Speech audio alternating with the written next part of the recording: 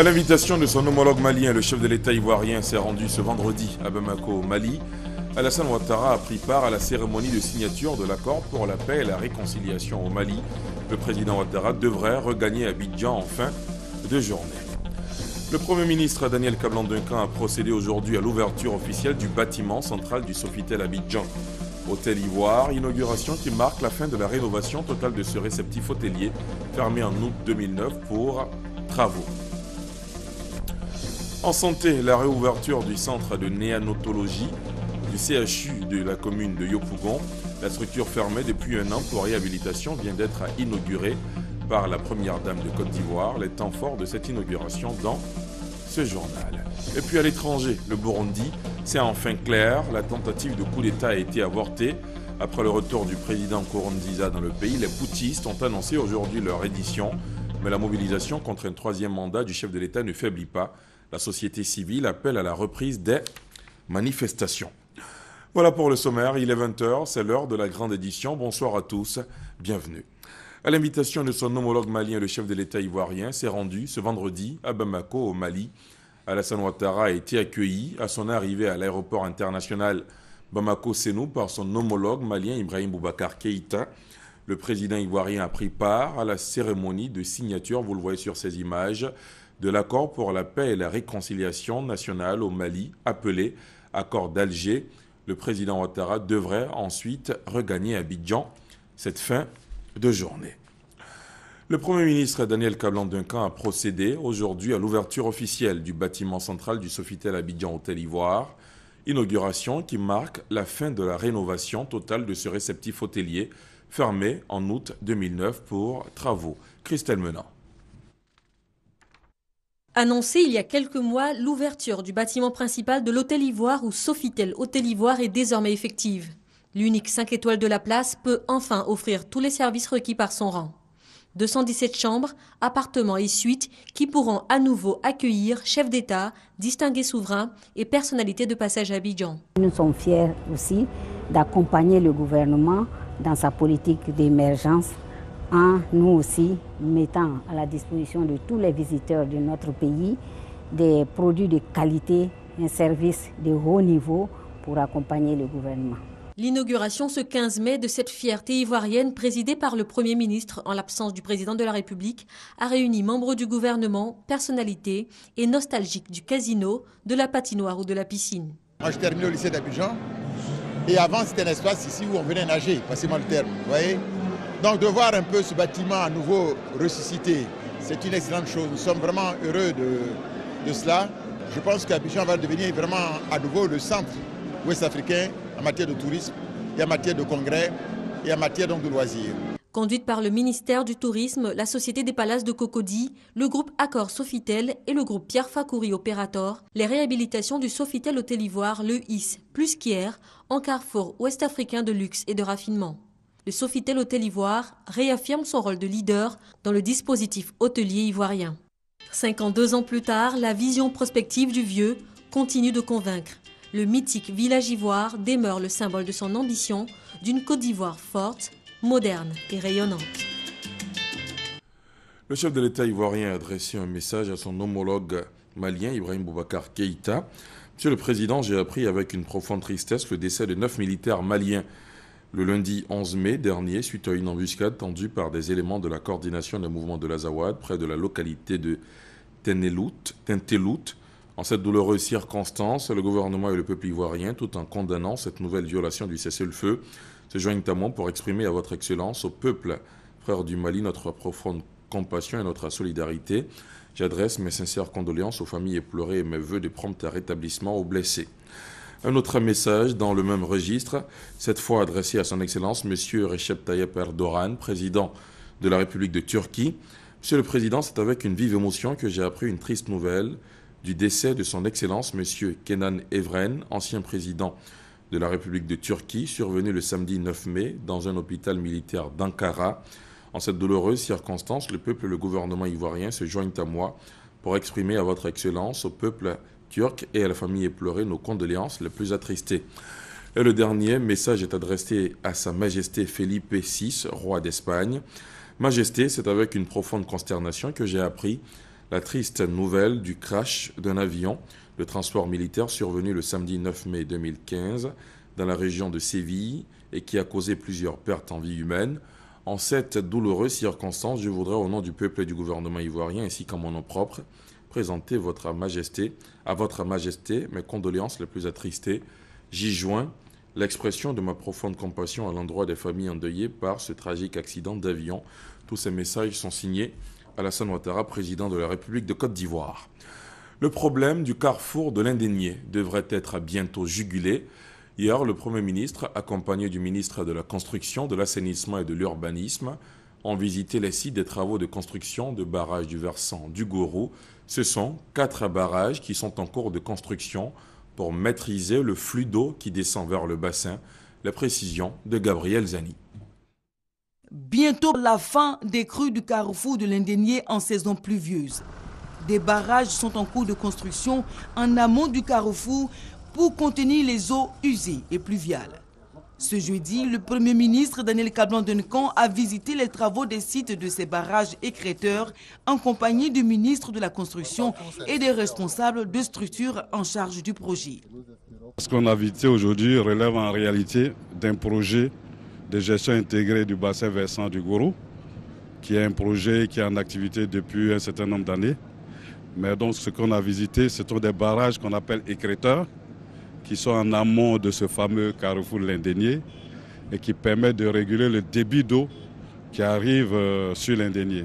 Ces digues vont contenir les déchets solides qui sont entraînés par les eaux de pluie dans le bassin du Gourou. Les sites du zoo de l'hôpital militaire d'Abidjan forment les barrages essentiels pour endiguer le problème du carrefour de l'Indénié. Le projet a coûté à l'État 17,9 milliards de francs CFA. C'est un gros élément qui est fait. Et vous savez, ce travail va continuer d'ailleurs pour la dépollution de l'ensemble de la lagune d'Abidjan d'ailleurs jusqu'à Grand Bassam. Et c'est 122 milliards de francs CFA qui sont consacrés à l'ensemble de ces travaux. Je pense que dans 3-4 ans, on reconnaîtra travail à Abidjan. Le carrefour de l'Indénié ne connaîtra plus les montées d'eau pendant les périodes de fortes pluies. Ce sera la fin aussi des mauvaises odeurs. En tout cas, c'est l'espoir du Premier ministre qui veut qu'Abidjan redevienne la perle des lagunes. Autre activité du chef du gouvernement ivoirien, la visite sur le site de Sangon à Diopo-Doumé, sur la route de Dabou, des lotissements à équipement modéré, LEM. C'est un projet de logement pour les revenus modestes initié par le gouvernement. Accompagné du ministre de la Construction, le Premier ministre s'y est rendu hier pour constater le niveau d'avancement des travaux de ce programme de logements sociaux. Gabriel Zani. L'espoir d'avoir un logement est désormais permis. Les premiers lotissements à équipement modéré, LEM, projet de logement pour les revenus très modestes, sont sortis de terre. Des logements témoins ont été présentés au chef du gouvernement par le ministre de la Construction, Mamadou Sanogo. Et pendant la cérémonie de présentation du projet pilote à Sangon à Diopo-Doumé, le ministre de la Construction a formulé des doléances au Premier ministre. Nous avons la possibilité aujourd'hui de fournir 1561 plateformes. Mais le petit budget que nous avions nous a permis de réaliser 521 plateformes et 60 logements témoins. Nous souhaitons votre intervention pour que les coûts soient plus bas à travers la défiscalisation. Parce que autant les promoteurs immobiliers travaillent hors taxe, autant il est bon que ces programmes de LEM, tous les intrants soient achetés hors taxe. Djondjoumin, village non loin de Bergenville, Biabou 2, Sangon, Kassemblé et Diopo-Doumé sur la route de Dabou sont les 4 sites pilotes du projet. Les déguerpis des quartiers précaires, ceux aux revenus irréguliers déclarés non éligibles par les banques et les promoteurs immobiliers sont pris en compte dans ce programme. Le gouvernement, soucieux de la forte densification de la population dans la commune de Sangon, a prévu dans le cadre de l'élaboration du schéma directeur d'urbanisme du Grand Abidjan de développer ici le transport lagunaire et le transport routier.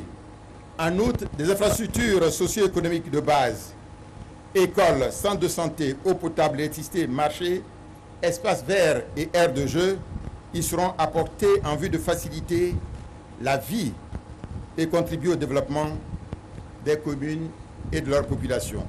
Les prix des lotissements oscillent entre 4 et 5 millions de francs CFA. Mais la particularité de l'EM, c'est que les souscripteurs construisent eux-mêmes les maisons de type 2 à 3 pièces sur des superficies variant entre 80 et 108 mètres carrés au maximum. Les souscripteurs seront suivis par le Centre de facilitation des formalités d'accès au logement céphale où se font les souscriptions.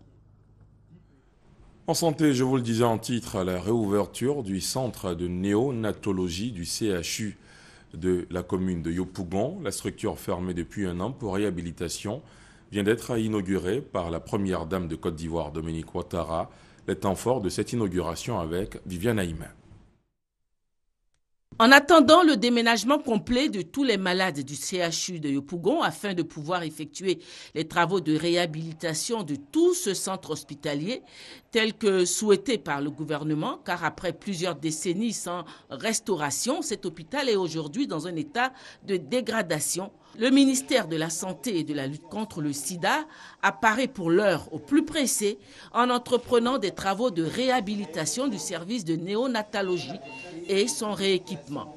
Une entreprise à laquelle la première dame de Côte d'Ivoire, Dominique Ouattara, à travers sa fondation Children of Africa, a apporté son concours en faisant don de matériel médical neuf pour une valeur de 100 millions de francs. Pour l'inauguration du service de néonatologie entièrement rénové et rééquipé, la première dame a visité les salles de soins intensifs pour prématurés, entièrement équipées d'incubateurs neufs. La salle de médecine néonatale, la salle d'hospitalisation médicale, toutes ces salles maintenant équipées de matériel performant et entièrement neuf. La ministre de la Santé et de la lutte contre le sida, Raymond Goudou Kofi, qui a initié ces travaux de réhabilitation financés sur fonds du ministère de la Santé, a remercié chaleureusement la première dame pour son important soutien à cette rénovation. En reconnaissance, a-t-elle annoncé, le service de néonatologie porte désormais le nom de service de néonatologie Dominique Ouattara. Madame la Première Dame, ce sont en définitive vos dons en équipement, au nombre desquels 6 couveuses de thérapie intensive pour nouveau-nés, 1 respirateur pédiatrique et humidificateur et 4 lampes de phytothérapie qui ont permis la réouverture du bloc de gynéco-obstétrique et du service de néonatologie. Nous sommes donc, Madame la Première Dame, extrêmement fiers aujourd'hui de montrer à la nation ces 2 services qui n'ont rien à envier à ceux des pays les plus développés. Et c'est ainsi que d'un commun accord, avec tous mes collaborateurs et avec tous les responsables du CHU de Yopougon, nous avons proposé que le service de néonatologie du CHU de Yopougon porte désormais votre illustre nom, Dominique Ouattara. Afin que toutes les mamans, tous les nouveau-nés, tous les bébés qui vont bien sûr grandir et qui vont passer par ces services se souviennent d'une grande dame au grand cœur et qui est venue à notre secours et qui a permis aujourd'hui la restauration de ces services. La ministre de la Santé et de la lutte contre le sida n'a pas omis d'adresser ses remerciements à l'UNFP et au PPU pour leur contribution à cette réhabilitation. Sans oublier la ministre de l'Éducation nationale, Kandia Camara, qui a fait un don de 200 000 francs pour soutenir le service de néonatologie. Au nombre des soutiens, il y a aussi celui de l'ambassade de la Fédération de Russie qui a offert un lot de matériel médical de thérapie intensive pour nouveau-nés. Un geste apprécié à sa juste valeur par la Première Dame qui a également félicité la ministre de la Santé pour cette initiative de réhabilitation du centre de néonatologie. Vous savez, Madame la ministre m'avait vu et m'avait dit « Nous avons un problème au CHU de Yopougon.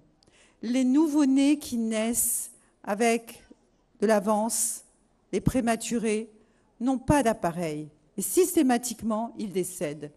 Madame la présidente de la Fondation, est-ce que vous pourriez nous aider avec ça ?» J'ai dit, bon, je vais regarder, je vais voir. Et j'en ai parlé à des amis autour de moi en demandant est-ce qu'on pouvait avoir des appareils. Et notamment à un ami de la Fondation, M. Laurent Taïeb, qui m'a mis en rapport avec l'ambassade de Russie et ils ont immédiatement répondu présent. Donc vraiment, je voudrais leur rendre hommage aujourd'hui. Je suis donc très heureuse de la réhabilitation du service de néonatologie du CHU de Yopougon, qui apporte ainsi une réponse pertinente à cette problématique. Aussi, au nom de la Fondation Children of Africa, je suis heureuse de remettre aujourd'hui ce don d'équipement composé de 6 couveuses de thérapie intensive pour les nouveau-nés, dotées de moniteurs de surveillance, 4 lampes de photothérapie avec support, un appareil chauffant et un ventilateur avec humidificateur. C'est du matériel entièrement neuf et qui est extrêmement pointu.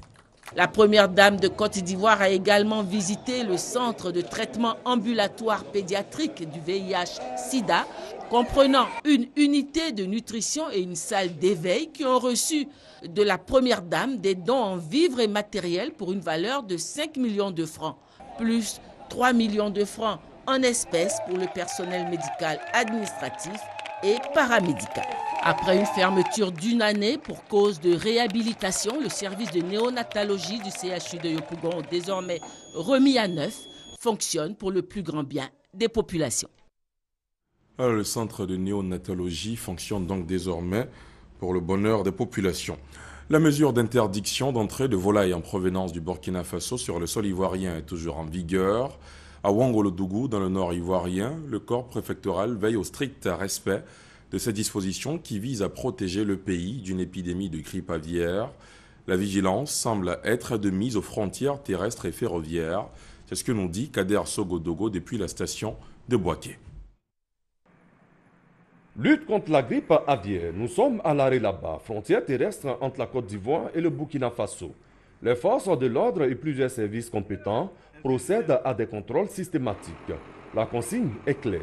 Aucune pintade, aucun poulet ou même des volailles de tout genre ne doivent franchir la frontière entre les deux pays. Cette mesure prise par les autorités ivoiriennes fait suite à la découverte d'un foyer de grippe aviaire au Burkina Faso. Bien qu'il existe des difficultés pour mener à bien cette mission, les services compétents veillent au grain. Avec l'appui des forces de l'ordre, nous ne pouvons plus laisser la volaille rentrer en Côte d'Ivoire.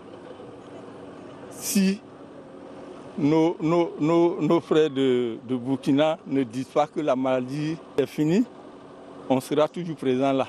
Après la frontière terrestre à l'Arelaba, qu'a permis sur Ouangolodougou, la voie ferroviaire très utilisée entre la Côte d'Ivoire et le Burkina Faso n'échappe pas au contrôle. Toutes les autorités sont en place et les consignes sont fermes pour que, véritablement, aucune volaille ne traverse la frontière en provenance du Burkina Faso pour la Côte d'Ivoire. Le corps préfectoral en charge de faire appliquer la mesure d'interdiction a dû mettre en place des stratégies pour garantir le succès de l'opération. On a constaté un autre phénomène. La frontière entre le Burkina et la Côte d'Ivoire est constituée par un fleuve, le Laléraba, qui en cette période, c'est la période d'étiage, donc il est à sec. Même les camions peuvent passer. Donc ils traversent et qu'est-ce qu'ils ont trouvé? Comme un commerce de volailles existe entre la Côte d'Ivoire et le Mali, par la sous-préfecture de Toumoukoro, ils contournent et ils vont faire ce chargement à Toumoukoro. J'ai pris un arrêté pour interdire tout chargement de volailles à partir du département de Ouangolodougou. Malgré la porosité de la frontière entre la Côte d'Ivoire et le Burkina Faso, le corps préfectoral et les services compétents sont en alerte. L'objectif est clair, barrer la route à la grippe aviaire. Le ministre de l'Environnement, de la Salubrité urbaine et du Développement durable a visité mercredi le centre d'enfouissement technique CET d'Aïekwa. C'est dans la commune de Brofo-Doumé, une manière de se rendre compte de la reprise des travaux interrompus depuis 2005. Armand Boui, Gabriel Zani.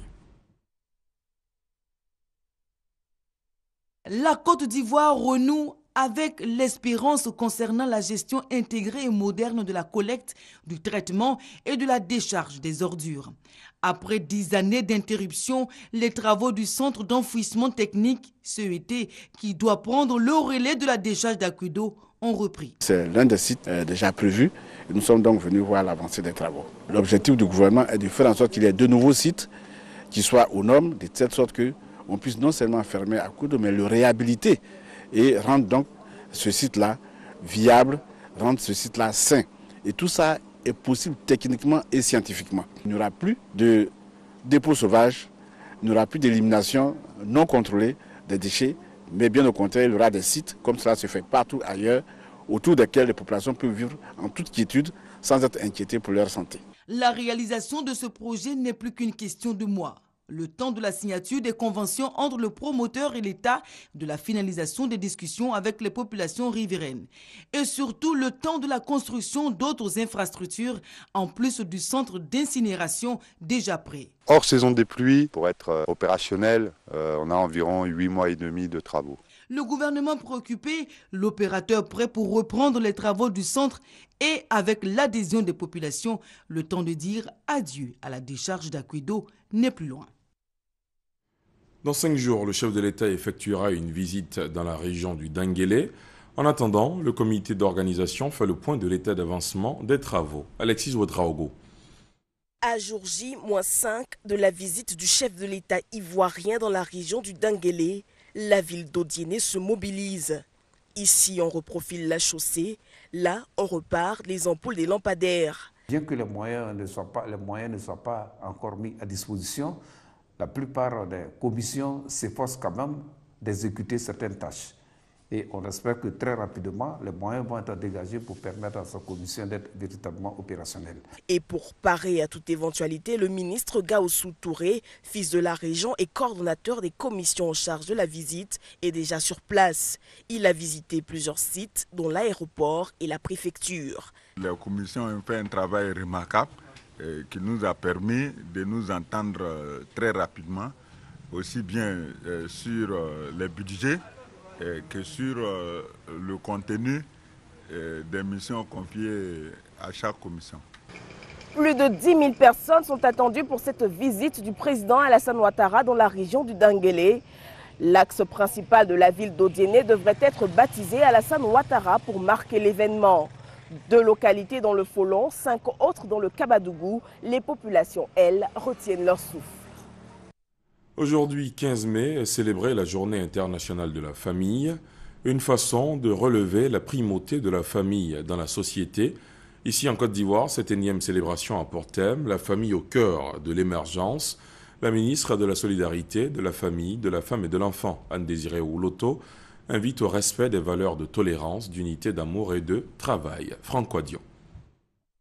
Depuis le 20 septembre 1993, les Nations Unies célèbrent la famille chaque 15 mai. La famille au centre des préoccupations, cela n'est pas vain.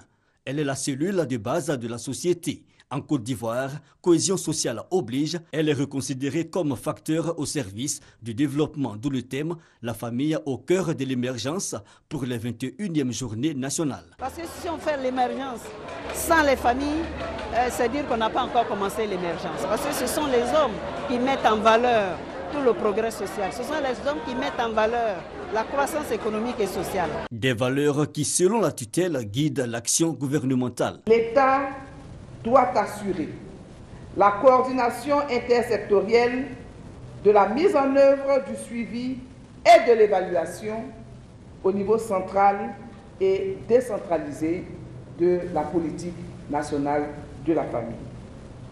À cet effet, des mesures tant institutionnelles que sociales ont été menées sur instruction du chef de l'État pour protéger et promouvoir la famille. Au nombre des actions, la revalorisation du SMIC, le déblocage des salaires et la couverture maladie universelle. Point d'orgue de cette célébration solennelle, le lancement du concours Famille Modèle, dont les résultats seront connus à la cérémonie officielle le 4 juin prochain. Analyse critique des résultats de la première phase et cadrage de la deuxième phase du projet d'alphabétisation RAMA. C'est le thème retenu cette année à l'occasion du 6e atelier international de la recherche-action sur les mesures des apprentissages des bénéficiaires des programmes d'alphabétisation. Cet atelier qui s'est tenu récemment au plateau en présence de la ministre Kandia Camara a pour objectif de faire la promotion de l'alphabétisation afin de lutter efficacement contre l'analphabétisme en Afrique. Connaît par Gassoro. Apprendre à lire et à écrire, droit fondamental pour tout être humain. Et pourtant, en Afrique, environ 153 millions, soit 38% des adultes selon l'UNESCO, sont analphabètes. En Côte d'Ivoire, 62% de femmes et 39% d'hommes sont analphabètes, selon le ministère de l'Éducation nationale et de l'enseignement technique.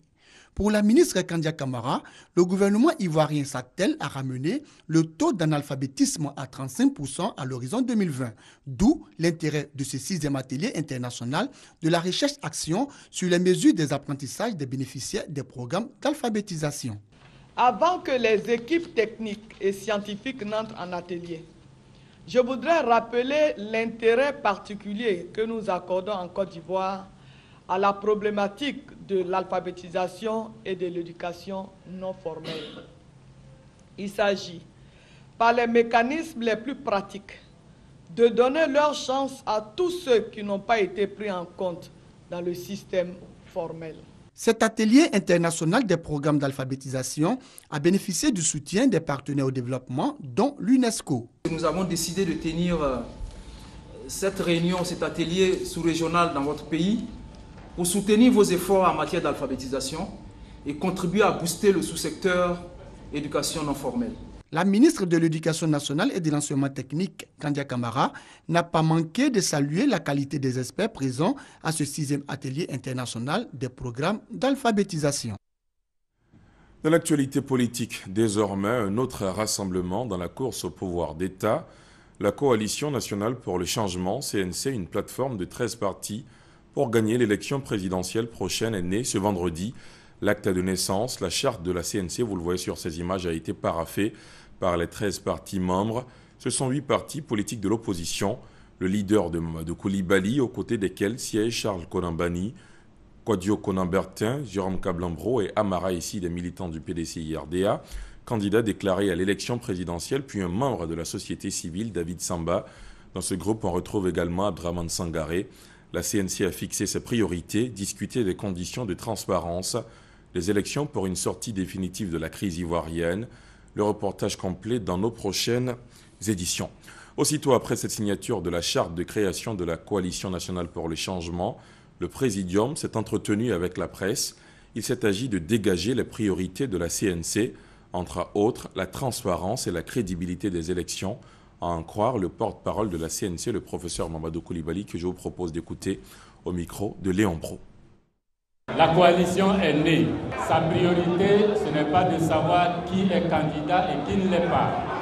Sa priorité, c'est de dire aux Ivoiriens et au gouvernement qu'il va falloir négocier les conditions des élections d'abord. Nous invitons la communauté internationale à passer le message au gouvernement que la coalition est née. Vous voyez ces principaux animateurs-là. Le premier réflexe, c'est la discussion. Une table pour discuter des conditions des élections, des conditions de la démocratie. Toutes ces personnes qui sont ici sont unies par cette seule chose, sceller des volontés de changement démocratique. Nous sommes pour la Côte d'Ivoire démocratique. Nous sommes pour des élections transparentes. Nous sommes pour la liberté et la démocratie dans notre pays. La carte nationale d'identité ivoirienne est-elle falsifiable? L'ONI est formelle, le document est infalsifiable. Une précision faite par l'Office national de l'identification suite au démantèlement d'un réseau de faussaires de cartes d'identité. L'éclairage d'Érigoré. La carte nationale d'identité ivoirienne est désormais sécurisée. Toutes les dispositions sont prises par les autorités ivoiriennes pour que ce document soit délivré exclusivement à ceux qui y ont droit. Nous avons eu connaissance de ce qu'un réseau de faussaires de nos cartes nationales d'identité opérait depuis un pays voisin. Donc les cartes étaient effectivement produites dans ce pays, puis acheminées via les frontières au niveau de nos villes et nos hameaux en Côte d'Ivoire. L'objectif était a priori de fournir de fausses cartes d'identité à des personnes qui, évidemment, n'ont pas le droit de posséder une carte d'identité en Côte d'Ivoire. Ce qu'il faut savoir, c'est que nous avons mis en place des mécanismes qui permettent aux forces de sécurité d'authentifier très aisément la CNI. D'ailleurs, tous les jours, nous recevons des réquisitions de la justice, de la gendarmerie, de la police nationale. Une carte qui se fabrique dans les normes et seulement par l'Office national d'identification. Occasion pour faire une démonstration et montrer l'authenticité de la carte nationale d'identité ivoirienne. La carte d'identité ivoirienne est dotée d'un composant électronique non visible à l'œil nu et qui la rend quasi infalsifiable. Selon les responsables de l'ONI, tous ceux qui vont se rendre coupables de falsification de cette pièce seront arrêtés et subiront la rigueur de la loi. À l'étranger, en bref et en image, le Burundi, c'est enfin clair, la tentative de coup d'État a été avortée. Après le retour du président Pierre Nkurunziza dans le pays, les putschistes ont annoncé aujourd'hui leur reddition, mais la mobilisation contre un troisième mandat du chef de l'État ne faiblit pas. La société civile en appelle à la reprise des manifestations. On termine avec ces images du président de la République Alassane Ouattara qui a pris part ce vendredi à Bamako à la cérémonie de signature de l'accord pour la paix et la réconciliation au Mali, accord issu du processus d'Alger aux côtés de plusieurs chefs d'État africains, notamment Robert Mugabe du Zimbabwe, par ailleurs président en exercice de l'Union africaine, le président de la CEDEAO John Dramani Mahama, Mahamadou Issoufou du Niger, Goodluck Jonathan du Nigeria, Alpha Condé de la Guinée et Faure Gnassingbé du Togo. Également témoins de cet événement historique, des délégations de haut niveau des pays membres de la médiation et les responsables des organisations régionales. À travers cette signature, les parties prenantes s'engagent à s'inscrire totalement dans cette nouvelle phase du processus de paix au Mali. Les signataires, le gouvernement malien, les mouvements républicains de la plateforme, deux des 5 groupes de la coordination des mouvements de l'Azawad. Et c'est sur ces mots que nous mettons un terme à ce journal. Merci de l'avoir suivi. Excellente soirée sur la chaîne qui rassemble. Prenez soin de vous. Bonsoir.